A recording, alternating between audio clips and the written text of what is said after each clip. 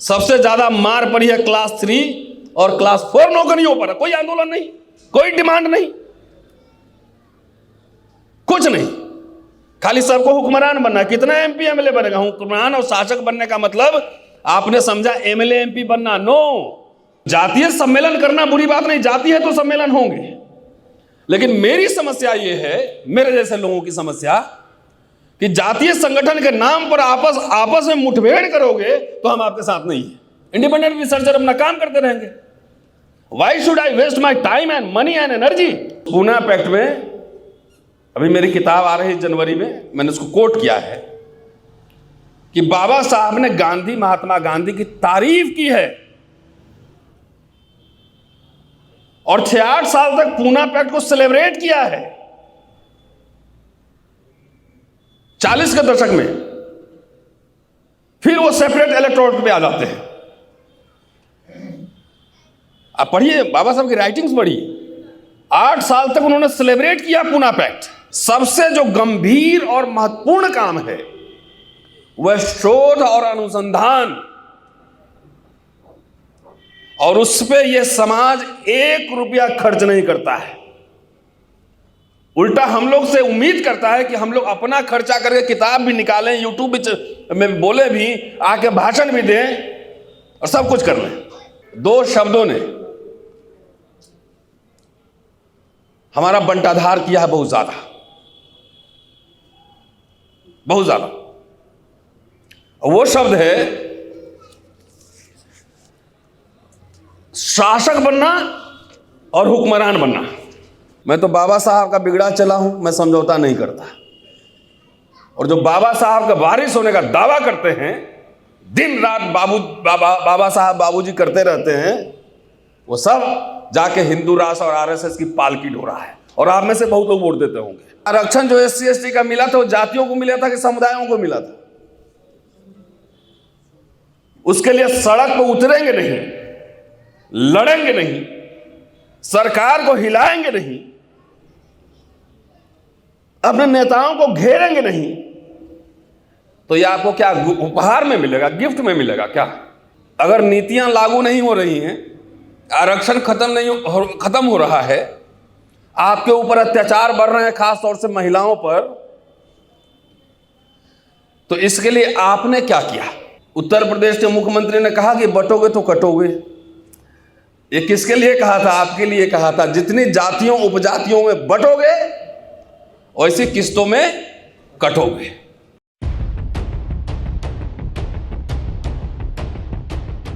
शुक्रिया। भारतीय समाज निर्माण संघ, वीर सिंह बहुत साहब,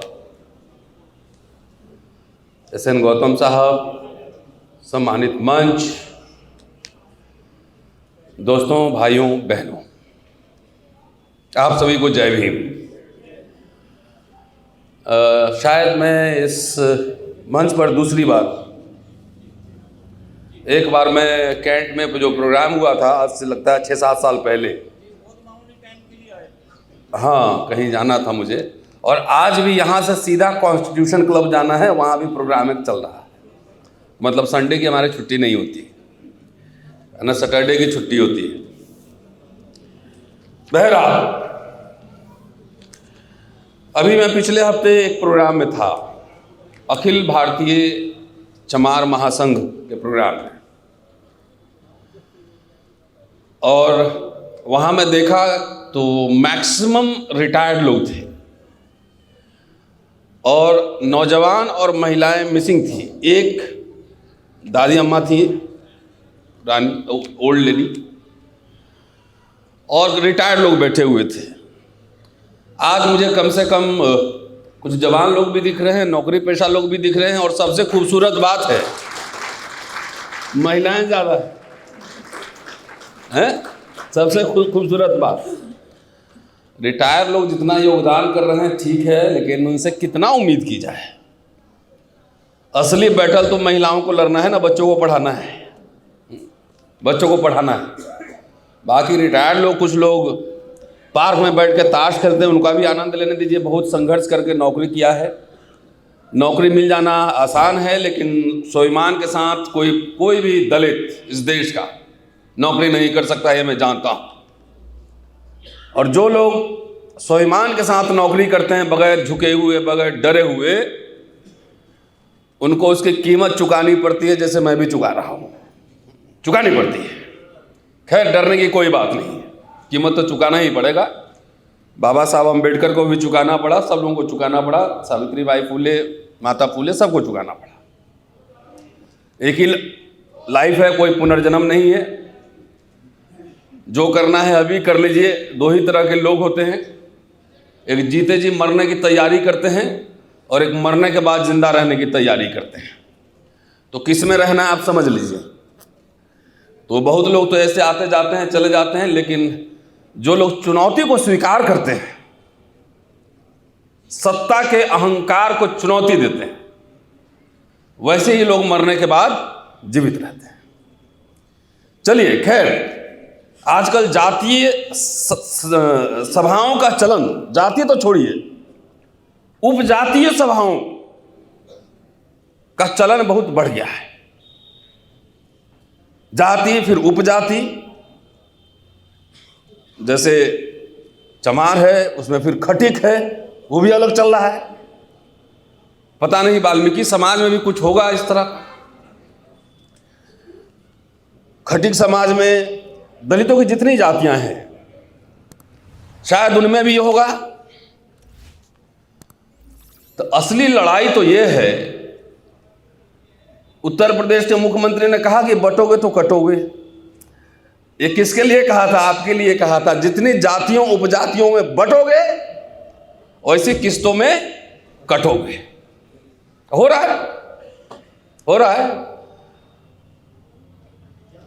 आप बढ़ते गए, आपके आरक्षण अधिकार छीनते गए। नेताओं को गाली मत दीजिए, मत दीजिए। उनकी परेशानी, उनके तनाव को समझिए। एक एग्जाम्पल दे देता हूं, 2 एग्जाम्पल देता हूं। अगर नीतियां लागू नहीं हो रही हैं, आरक्षण खत्म हो रहा है, आपके ऊपर अत्याचार बढ़ रहे हैं, खास तौर से महिलाओं पर, तो इसके लिए आपने क्या किया? नेता के पास जाते हैं पर्सनल काम कराने, मुझे प्रमोशन करा दीजिए, ट्रांसफर करा दीजिए, बेटा को इंग्लिश स्कूल में, बेटी को इंग्लिश स्कूल में एडमिशन करवा दीजिए। इसके लिए जाते हैं ना नेता के पास। अपने नेताओं का घेराव किया क्या? सड़क पर उतरे क्या? रामलीला ग्राउंड भरा क्या है? जो सड़क पे नहीं लड़ता है ना, उसके अधिकार कभी सुरक्षित नहीं रहते हैं। आप ये हमें दे दे कोई, ये भीख मांगने की जो प्रवृत्ति है ना, भीख मांगने की, साहब खा लेंगे तो जूठा मुझे देंगे, इससे बाहर रहिए, बाहर निकलिए इससे और लड़िए। कुर्बानियां होंगी, दी जाएंगी। SC/ST एक्ट का जब आया था तो हम लोग लड़े थे कि नहीं लड़े थे? हराए कि नहीं सरकार को? जब विश्वविद्यालयों में रोस्टर का आंदोलन चला था, आपको याद होगा कुछ, आपके बच्चे कभी प्रोफेसर नहीं बन पाते जब हम जैसे लोग सड़क पे नहीं लड़ते। सुप्रीम कोर्ट से आ गया था कि 13 पॉइंट रोस्टर रहेगा। हमने कहा नहीं, 200 पॉइंट चाहिए, उसमें हमें भी चाहिए हिस्सेदारी। सड़क पे लड़े, नेताओं को मजबूर किया, संसद में बुलवाया, तो आपका सुप्रीम कोर्ट के ऑर्डर को पार्लियामेंट से टर्न डाउन करना पड़ा कि नहीं पड़ा? यह बहुत दूर की बात नहीं कर रहा हूं, इतिहास की बात नहीं कर रहा हूं। 2018, 2 अप्रैल 2018 और 5 मार्च 2019 की बात कर रहा हूं। अब आइए 20 में 3 काले कानून, कृषि कानून आए, किसानों ने शहादत दी, 700 से ज्यादा लोग मरे, शहीद हुए। सरकार झुकाया कि नहीं झुकाया? तो आरक्षण जो SC/ST का मिला था, वो जातियों को मिला था कि समुदायों को मिला था? उसके लिए सड़क पर उतरेंगे नहीं, लड़ेंगे नहीं, सरकार को हिलाएंगे नहीं, अपने नेताओं को घेरेंगे नहीं, तो ये आपको क्या उपहार में मिलेगा, गिफ्ट में मिलेगा क्या? नेता भी वोट भी जात देख के देते हो, विचारधारा पे जाते नहीं। और ऐसे दलितों के लिए दुनिया में कभी भी स्वर्णिम काल कभी नहीं रहा है। 1950 के पहले, 26 जनवरी 1950 के पहले कितने बीए, एमए, पीएचडी थे, जरा बताना मुझे। मैं आंकड़ा दे दूंगा अभी। कितने डॉक्टर, इंजीनियर थे? और 1950 से लेकर 90 तक आता हूं, सिर्फ 40 वर्ष कितने हुए? हजारों हजार लाख, 20 लाख कर्मचारी हुए एससी एसटी समुदाय के हुए। ऐसे हो गया, अपने आप हो गया। इतना बढ़िया बढ़िया टाई कोट शर्ट लगा के बैठे हैं, ऐसे हो गया। कुछ हुआ होगा ना, कुछ हुआ होगा, तभी तो हुआ। और अभी जो सत्ता में है वो मनुष्य मृत्यु को संविधान मानता है। 30 अप्रैल को ऑर्गेनाइजर में संविधान के खिलाफ लेख छपा था और नेहरू और अंबेडकर दोनों के पुतले फूके थे। और बाबा साहब ने कहा था अपने घोषणा पत्र में, जाके पढ़ लीजिएगा, मैं तो बगैर प्रमाण के बात नहीं कहता। शेड्यूल कास्ट मैनिफेस्टो जब निकाला था, उन्होंने लिखा था कि आरएसएस और हिंदू महासभा जैसे प्रतिक्रियावादी संगठनों, रिएक्शनरी फोर्सेस, ऑर्गेनाइजेशंस के साथ हमारा कोई समझौता नहीं होगा, नहीं होगा। मैं तो बाबा साहब का बिगड़ा चला हूं, मैं समझौता नहीं करता। और जो बाबा साहब का वारिस होने का दावा करते हैं, दिन रात बाबा साहब बाबूजी करते रहते हैं, वो सब जाके हिंदू राष्ट्र और आरएसएस की पालकी ढो रहा है। और आप में से बहुत लोग वोट देते होंगे, आप में से भी देते होंगे, क्योंकि जाति उपजाति का झगड़ा है। चमार उधर वोट देगा तो मैं उधर क्यों दूं? खेल समझिए, आप में से भी देते होंगे। तो जो दलितों का स्वर्णिम काल था, उसको इमरजेंसी के दौरान मैं कहता हूं कि सबसे ज्यादा अधिकार उसी समय मिले थे। तो वो भी खराब, ये भी खराब, वो भी खराब, तो सबसे ज्यादा अच्छा आप ही हैं, क्या कर लेंगे? दो शब्दों ने हमारा बंटाधार किया है बहुत ज्यादा, बहुत ज्यादा। वो शब्द है शासक बनना और हुक्मरान बनना।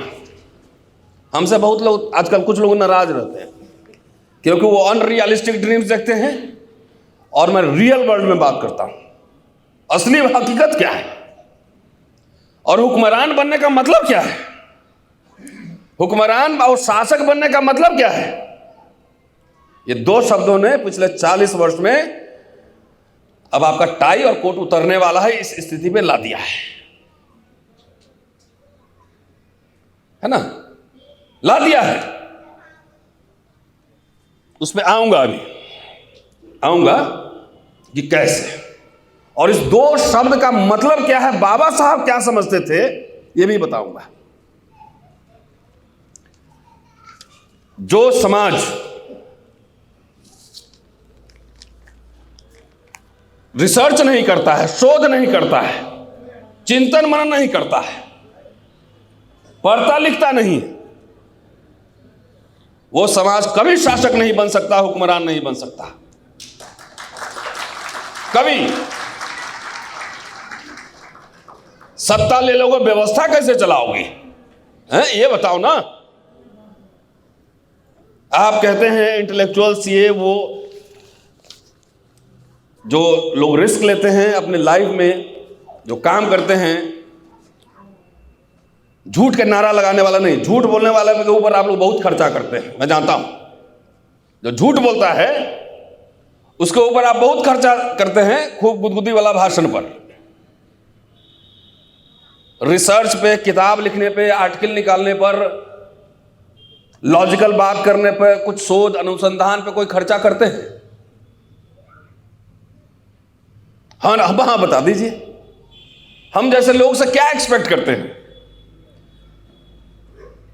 कि फ्री का आए, फ्री का भाषण दे और चला जाए। आधा घंटा 1 घंटा बोलने के पीछे जो है मीनिंगफुल बात, ऐसे अलबल नहीं। 30-35 साल की तैयारी होती है, एक दिन में आप नहीं बोलते। वो 30-35 साल में कितने खर्चे हुए होंगे, वो फ्री ऑफ कॉस्ट है नहीं? तो समाज क्या रिटर्न बैक देता है, ये भी सवाल पूछा जाएगा। समाज क्या रिटर्न बैक देता है? जो गिरफ्तारी हो रही है, जो मारा जा रहा है, उसको समाज क्या रिटर्न बैक दे रहा है, ये भी तो सोचना पड़ेगा। अपनी जिम्मेदारी भी संभालिए। सबसे जो गंभीर और महत्वपूर्ण काम है वह शोध और अनुसंधान, और उस पे यह समाज 1 रुपया खर्च नहीं करता है। उल्टा हम लोग से उम्मीद करता है कि हम लोग अपना खर्चा करके किताब भी निकालें, यूट्यूब में बोले भी, आके भाषण भी दें और सब कुछ कर लें। भंते जी आएंगे, साधु आएंगे तो वहां चरण में लेट के जो है ना, लेटेंगे भी और उनके आने का इंतजाम जाने का करेंगे, पैसा भी देंगे। लेकिन इंटेलेक्चुअल इस समाज को चाहिए फ्री में। ठीक कह रहा हूं नहीं? इंटेलेक्चुअल फ्री में चाहिए। अरे इंटेलेक्चुअल को बनाना पड़ता है, पालना पोसना पड़ता है। बाबा साहब अम्बेडकर को अगर बड़ौदा स्टेट फेलोशिप नहीं दिया होता, पहले अमेरिका में पढ़ने के लिए, फिर साहू जी महाराज ने पैसा दिया लंदन में पढ़ाई कंप्लीट करने के लिए, तो बाबा साहब होते क्या? जरा हाँ ना बताइए।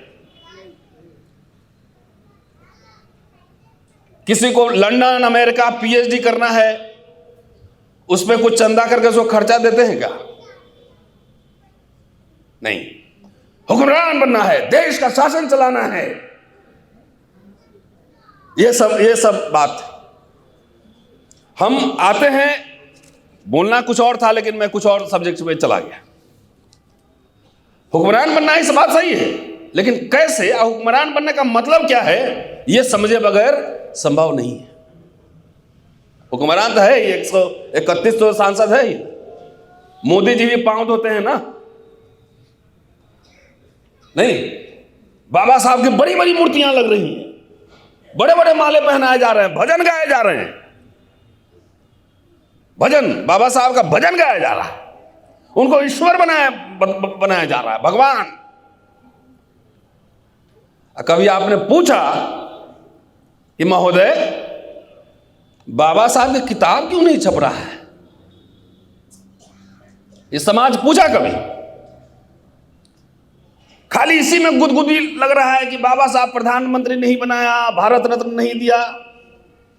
तो नहीं दिया तो उस समय आरएसएस और हिंदू महासभा क्या कर रहा था? जनसंघ धरना लगा रहा था क्या? वो तो पुतले फूंक रहा था। ये सवाल नहीं पूछता है कि उनकी किताब, मूर्ति में खुश हैं आप। वाह! बाबा साहब के 3 गुरु, चौथा गुरु का पे आऊंगा अभी, चौथे गुरु असली गुरु वाला, गौतम बुद्ध, कबीर और फूले। आप में से बताओ मुझे कि इन तीनों की कितनी मूर्तियां बाबा साहब ने लगाई? कितनी?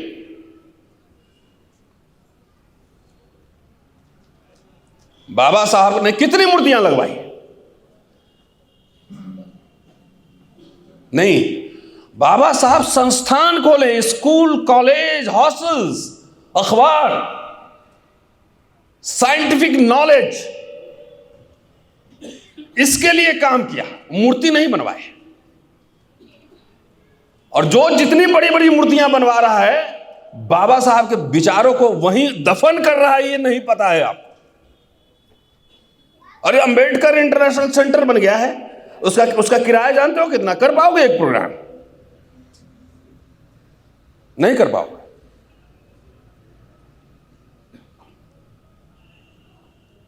तो गले में माला, विचारों पर ताला, ये चुनौती दे रहा है आपको धीरे धीरे, लेकिन आपको चाहिए नहीं कुछ। आपको शिक्षा रोजगार आपके एजेंडा पे नहीं है। एजेंडा पे क्या है? देश का शासक बनना है, हुक्मरान बनना है। बाबा साहब की जिंदगी चले गई इस बात को साबित करने में कि we are minority in national life. जैसे मुसलमान, सिख अल्पसंख्यक है, उसी तरीके से हम भी अल्पसंख्यक है। हमें भी कानूनी रक्षा दी जाए, हमें रिजर्वेशन दी जाए। ये तो कोई नहीं बताएगा ना आपको, नहीं बताएगा।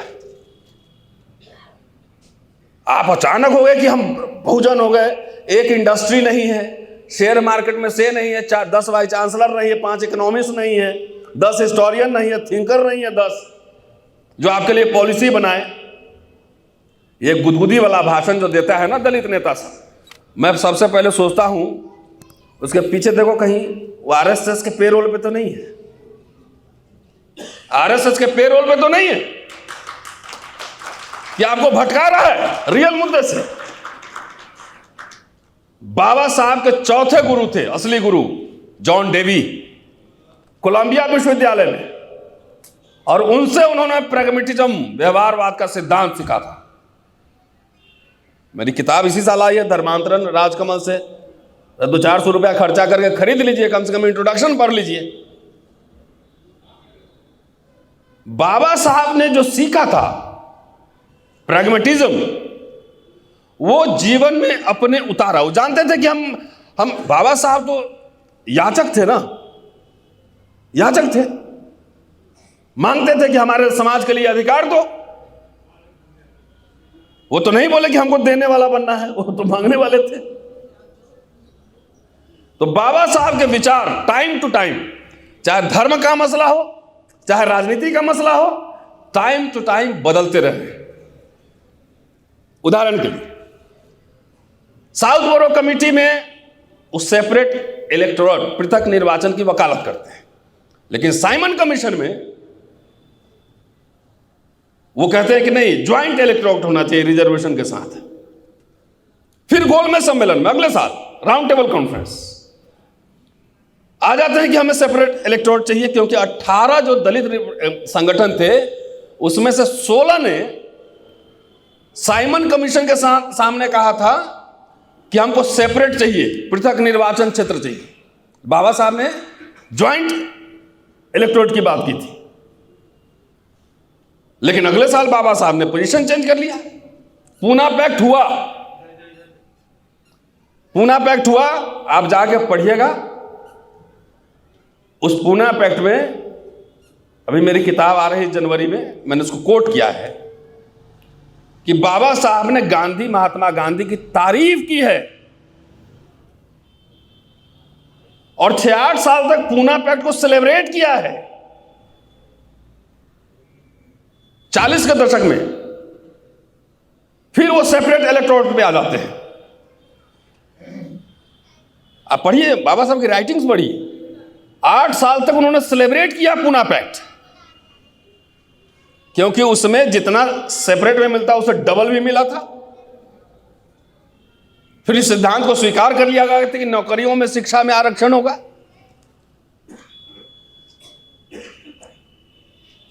चालीस के दशक में फिर आते हैं सेपरेट इलेक्टोरेट में, लेकिन जब फिर संविधान सभा में जाते हैं, गौहर राजा साहब आ गए, इनको पता होगा पूरी स्टोरी, तो संविधान सभा में जाते हैं तो फिर समझौता करते हैं। वो कहां आते हैं उसके पृथक निर्वाचन क्षेत्र चाहिए। है जो मिल रहा है वो पहले ले लो, और फिर उसको पाने के लिए लड़ो। तो जो मिल रहा था आप लोग तो वो भी गवा रहे हैं, वो भी गवा रहे हैं। जातीय जो सभाएं होती हैं, तो बाबा साहब ने जब धर्मांतरण की घोषणा की, उसके अगले साल उन्होंने सिर्फ महाड़ों की सभा बुलाई। तो सवाल उठता है कि भाई आप तो पूरे अस्पृश्य समाज के लिए लड़ रहे हैं, तो सिर्फ महारों की सभा क्यों? तो उन्होंने उसका जवाब दिया कि मैं वो सुनाना चाहता हूं। अगर जातीय सम्मेलन करना बुरी बात नहीं, जाति है तो सम्मेलन होंगे, लेकिन मेरी समस्या ये है, मेरे जैसे लोगों की समस्या, कि जातीय संगठन के नाम पर आपस में मुठभेड़ करोगे तो हम आपके साथ नहीं है। इंडिपेंडेंट रिसर्चर अपना काम करते रहेंगे। Why should I waste my time and money and energy?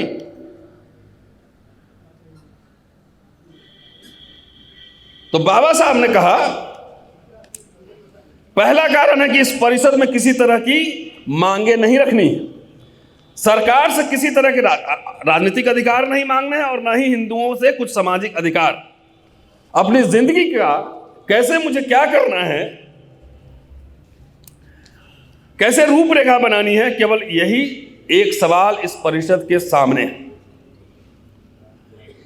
यह ऐसा प्रश्न है जिसे हर जाति अपने स्तर पर हल कर सकती है और हर जाति इसे अपने अलग अलग स्तर से सोच विचार कर हल करे, यही ठीक है।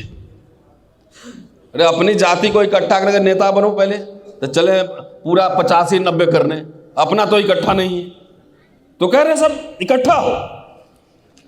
केवल महारों की परिषद बुलाने की एक और वजह है, धर्म परिवर्तन की घोषणा के 8-10 महीने हो चुके हैं।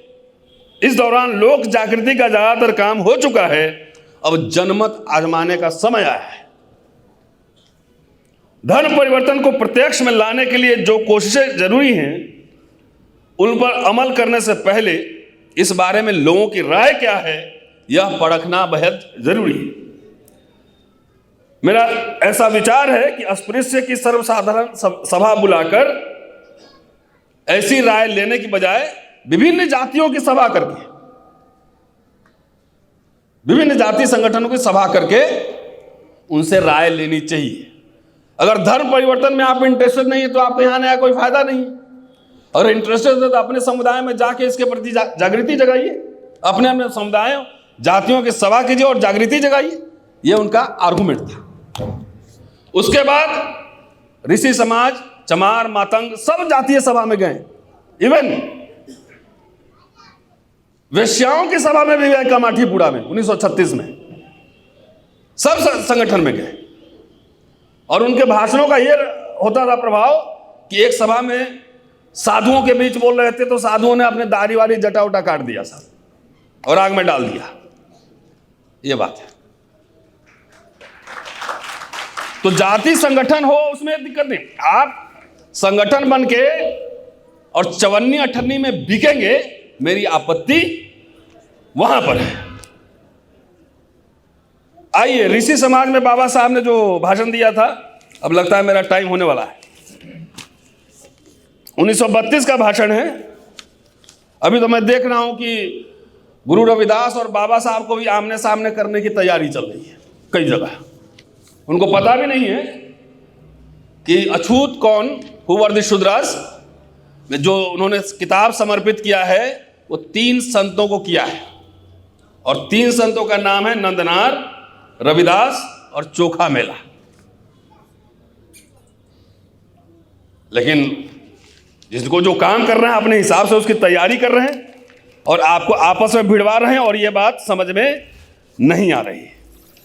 तो जो ऋषि सभा में जो उनका भाषण था वो इंटरेस्टिंग है, मतलब वाल्मीकि सभा में, और उसका एक पैराग्राफ मैं आपको सुनाना चाहता हूं। मैं सहभोजन और मंदिर प्रवेश के खिलाफ नहीं, लेकिन आपको इस राह से राजनीतिक अधिकार नहीं मिलेंगे। आपको घर चलाने की आवश्यकता है, हमें रोटी, बदन पर कपड़ा, रहने के लिए अच्छे घर की जरूरत है। जिस तरह उच्च वर्ण के हिंदू लोग अपने बच्चों को शिक्षा देते हैं, उसी तरह अपने बच्चों को शिक्षा देने की बेहद जरूरत है। शिक्षा मतलब अंग्रेजी शिक्षा, अंग्रेजी। और उनकी तरह हमें भी सभी तरह के सरकारी नौकरियों के क्षेत्र में प्रवेश करने चाहिए। कहां करने चाहिए? सरकारी नौकरियों में। यहां आपको कई लोग बोला नौकरी छोड़ो, नौकरी वाले सारे चमचे हैं। अरे जरूरत पड़ेगी तो छोड़ा जाएगा, लेकिन लड़ाई तो इस मिडिल क्लास को बनाने की थी ना बाबा साहब के सामने। अगर हम यह करने में सफल रहे तभी हमारा कल्याण होगा। शिक्षा और रोजगार, यह समझिएगा, ये 1932 का भाषण है। 10 साल बाद जब शेड्यूल कास्ट मैनिफेस्टो लिखते, schedule caste grievances of schedule caste लिखते हैं, तो उसमें कहते हैं कैटेगरिकली 4 तरह की शिकायतें हैं। वो कभी बाद में आएंगे, लंबा भाषण होगा तो बताएंगे कि शिक्षा और रोजगार हमारे लिए जीवन मरण का प्रश्न है। हमारे नौजवानों के लिए जीवन मरण का प्रश्न है। आखिर में वो कह रहे हैं कि आखिर में ऋषि मंडली को मैं एक ममता भरी सूचना देना चाहता हूं कि अपने अस्पृश्य वर्ग में जो जाति भेद है उन्हें खत्म करने की हमें कोशिश करनी चाहिए। अस्पृश्यों में सामाजिक सुधार की कोशिश होनी चाहिए। बुनियाद मजबूत हो तो घर लंबे समय तक टिका रहता है। ऋषि समाज अस्पृश्य वर्ग की बुनियाद है, इसलिए उनका कार्य अस्पृश्य वर्ग के लिए आदर्श रूप होना चाहिए। ऋषि समाज यदि यह घोषणा कर दे कि न हम किसी से छोटी जात के हैं और न हम किसी से ऊंची जात के हैं, तो अस्पृश्य वर्ग में बहुत जल्द सुधार होने लगेगा। दूसरी बात यह है कि उच्च वर्ग के लोगों ने हमें यह सोचने की आदत डाल रखी है कि पीढ़ी दर पीढ़ी भंगी का काम करना ही हमारा काम। इसी वजह से हमारी मानसिकता मनोवृत्ति ऐसी हुई है। लेकिन मैं आपको साफ साफ बता देता हूं कि हमारी ऐसी मानसिकता बनने के लिए हमारी आर्थिक स्थिति जिम्मेदार है। आर्थिक स्थिति जिम्मेदार है। भंगी का काम पीढ़ी दर पीढ़ी करने वालों को अब यह काम छोड़ देना चाहिए। आज मैं इस सभा में, इस मंच पे यही अपील दोहराता हूं। टॉक बार्गेनिंग टेबल पे कैसे आओगे? जब क्राइसिस क्रिएट करोगे तब ना। लेकिन मैं जानता हूं कि हमारे में से कुछ ठेकेदार है, मालिक से ज्यादा पैसा ले लेते हैं और 12,000 15,000 ठेके पे नौकरी हो रही है। हमारे ही लोग बीच में ब्रोकर हैं। अब इसको तोड़ोगे नहीं तो कैसे होगा भैया? सबसे ज्यादा मार पड़ी है क्लास 3 और क्लास 4 नौकरियों पर। कोई आंदोलन नहीं, कोई डिमांड नहीं, कुछ नहीं। खाली सबको हुक्मरान बनना। कितना एमपी एमएलए बनेगा? हुक्मरान और शासक बनने का मतलब आपने समझा एमएलए एमपी बनना? नो। जाके 19 सितंबर 1944 का मद्रास का भाषण बाबा साहब का पढ़िए। हमें शासक समुदाय बनाना है, गवर्निंग क्लास बनाना है। गवर्निंग क्लास मतलब पीपल लाइक यू, जो डिसीजन को इन्फ्लुएंस कर सके, जो पॉलिसी मेकर को इन्फ्लुएंस कर सके। आपको राजीव गांधी नेशनल फेलोशिप मिलता है ना भाई, एमफिल पीएचडी वाले छात्रों को। कैसे मिला कुछ पता है? अरे किसी ने मोंटेक सिंह आलूवालिया को, हमारे मित्र हैं चंद्रभान प्रसाद, पूछा उनसे कि दलितों के लिए क्या करना चाहिए। मैंने उनका इंटरव्यू किया है मोंटेक सिंह आलूवालिया साहब का। उन्होंने कहा कि आप एक काम करिए ना, सबसे इंपॉर्टेंट अंबेडकर की नजर में स्कॉलरशिप था, फ्रीशिप स्कॉलरशिप। आप दलित छात्रों के लिए आप एक फेलोशिप दे दीजिए। तो यूजीसी का अलग है, जिसको यूजीसी नहीं मिलता वो यहां से लेता है पैसा। पूछिए, कोई रिसर्च कर रहा होगा उसको पता होगा।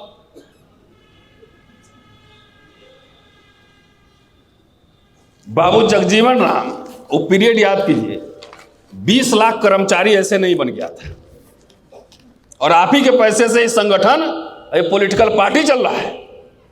और जिस दिन ये मिडिल क्लास खत्म हो गया ना, चंदा देने वाला क्लास, उस दिन उनका संगठन भी, धंधा बंद हो जाएगा और पार्टी भी गायब हो जाएगा। पार्टी भी गायब हो जाएगा।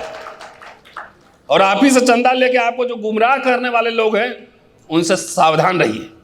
आप ही का वोट लेकर भाई, कहाँ मनीषा वाल्मीकि का घटना कहाँ हुआ? ये हाथरस। हाथरस का सांसद तो वाल्मीकि ही था। इतना रीढ़ नहीं है। अरे उससे ज्यादा तनख्वाह मुझे मिलती है और मैं 40 साल नौकरी करूंगा, 28 साल हो गया, 12 साल और है, उससे ज्यादा तनख्वाह मिलती है मुझे, बंगला मुझे भी मिला हुआ है और उससे ज्यादा लोग जानते भी हैं। तो हम लोग रिस्क ले रहे हैं, नौकरी का रिस्क ले रहे हैं, गिरफ्तारी हो रही है, सब कुछ हो रही है, लेकिन मुझे शुक्रिया नहीं बोलेंगे। बोलेंगे तो जाके नेता जो है ना, आपको लगता है नेता बहुत बड़ा चीज होता है।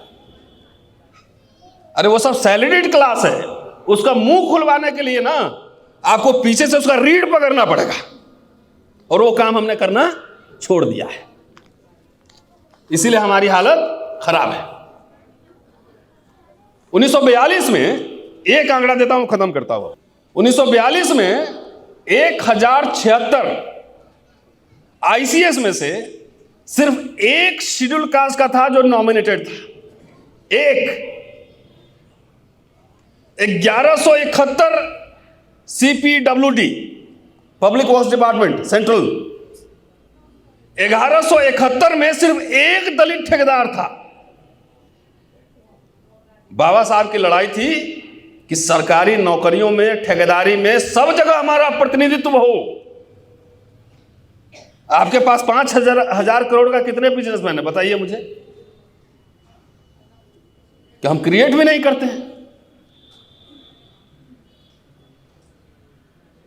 सरकारी नौकरी जो लाइफ एंड डेथ क्वेश्चन था, उसके लिए बचाने के लिए भी हमने से कोई संघर्ष नहीं किया। तो बाबा साहब ने फ्री में, आपको तो नहीं लड़ना पड़ा ना, उन्होंने लड़ा ज्यादा। तो जो फ्री में आया था फ्री में जा रहा है। सबको लगता है मेरा बेटी तो सेट हो गया। अरे सेट होता है सीमेंट बजरी रोड़ी, सेट कर लो, खेल खत्म। अरे जब शहर में बम गिरते हैं ना, तो ना वो मंदिर देखता है ना मस्जिद देखता है, दोनों को क्षति पहुंचाता है। तो जब सिस्टम कोलैप्स करेगा तो अडानी के यहाँ जाके सबको 10,000 15,000 में, MBA करके 20,000 में अभी भी नौकरी कर रहा है, जाके पता कर लीजिए। MBA करके 20,000 की नौकरी कर रहा है, इंजीनियरिंग करके 20,000 की नौकरी कर रहा है। तो पब्लिक इंस्टीट्यूशन सब बचेंगे, तभी आप बचेंगे। पब्लिक इंस्टीट्यूशन ध्वस्त, आप ध्वस्त। शुक्रिया, जय हिंद।